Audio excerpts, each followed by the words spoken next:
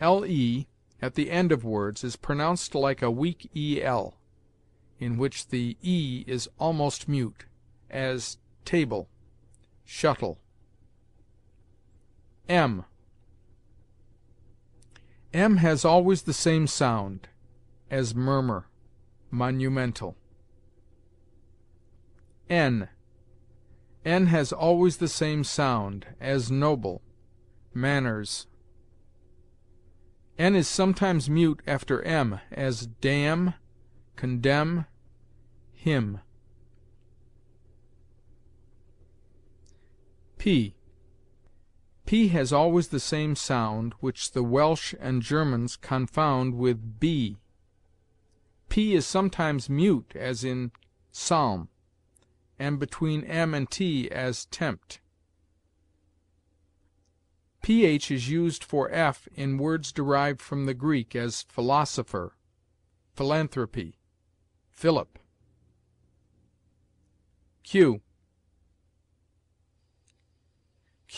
as in other languages, is always followed by u, and has a sound which our Saxon ancestors well expressed by cw, as quadrant, queen, equestrian, quilt, inquiry, choir, quotidian.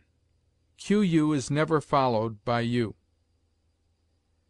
Qu is sometimes sounded in words derived from the French, like k, as conquer, liquor, risque, checker. R has the same rough, snarling sound as in the other tongues. The Saxons used often to put h before it, as before l at the beginning of words. Rh is used in words derived from the Greek, as myrrh, murrhine, catarrhus, rheum, rheumatic, rhyme. Re at the end of some words derived from the Latin or French is pronounced like a weak er, as theater, sepulcher. S has a hissing sound, as sibilation, sister.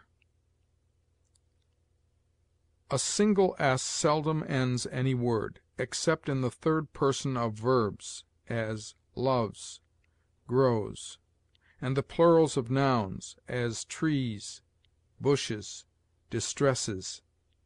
The pronouns this, his, ours, yours, us, the adverb thus, and words derived from Latin, as rebus, surplus, the close being always either in se, as house, horse, or in ss, as grass, dress, bliss, less, anciently grasse, dresse. S single at the end of words has a grosser sound, like that of z, as trees, eyes, except this, thus, us, rebus, surplus. It sounds like z before ion if a vowel goes before it, as intrusion, and like s if it follows a consonant, as conversion. It sounds like z before e mute, as refuse, and before y final, as rosy, and in those words bosom, desire, wisdom, prison, prisoner, present, present, damsel, casement.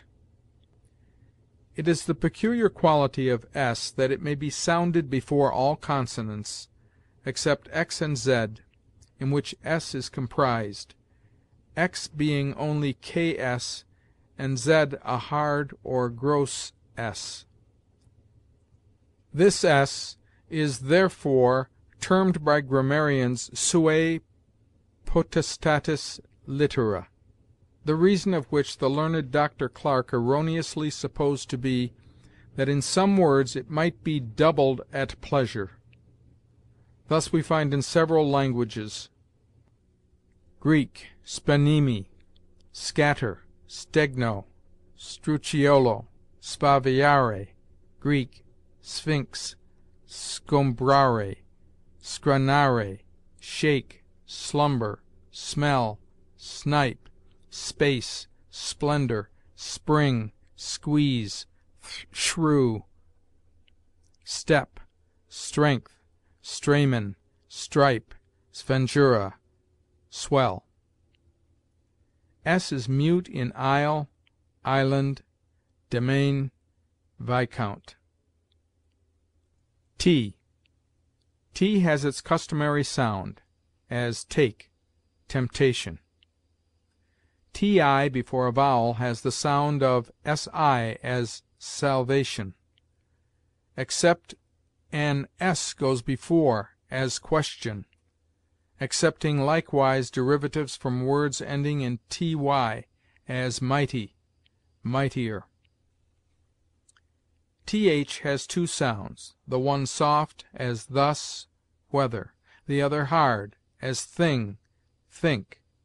The sound is soft in these words, then, thence, and there, with their derivatives and compounds, and in that, these, thou, thee, thy, thine, their, they, this, those, them, though, thus, and in all words between two vowels, as father, whether, and between r and a vowel, as burthen. In other words, it is hard, as thick, thunder, faith, faithful. Where it is softened at the end of a word, an e silent must be added, as breath, breathe, cloth, clothe. V. V has a sound of near affinity to that of F, as vain, vanity. From F in the Icelandic alphabet, V is only distinguished by a diacritical point. W. Of W, which in diphthongs is often an undoubted vowel, some grammarians have doubted whether it ever be a consonant, and not rather, as it is called, a double U, or OU, as water may be resolved into OUATER. But letters of the same sound are always reckoned consonants in other alphabets, and it may be observed that W follows a vowel without any hiatus or difficulty of utterance, as frosty winter. WH has a sound accounted peculiar to the English, which the Saxons better expressed by HW, as what, whence, whiting. In whore only, and sometimes in wholesome, WH is sounded like simple H. X. X begins no English word. It has the sound of KS, as axle, extraneous. Y. Y, when it follows a consonant, is a vowel. When it precedes either a vowel or a diphthong, is a consonant, as ye, young. It is thought by some to be in all cases a vowel, but it may be observed of Y, as of W, that it follows a vowel without any hiatus, as rosy youth. The chief argument by which W and Y appear to be always vowels is, that the sounds which they are supposed to have as consonants cannot be uttered after a vowel, like that of all other consonants. Thus we say tu, ut, do, odd, but in wed, do. The two sounds of W have no resemblance to each other. Z. Z begins no word originally English. It has the sound, as its name izzard or s-hard expresses, of an s uttered with a closer compression of the palate by the tongue, as freeze, froze. In orthography, I have supposed orthoepy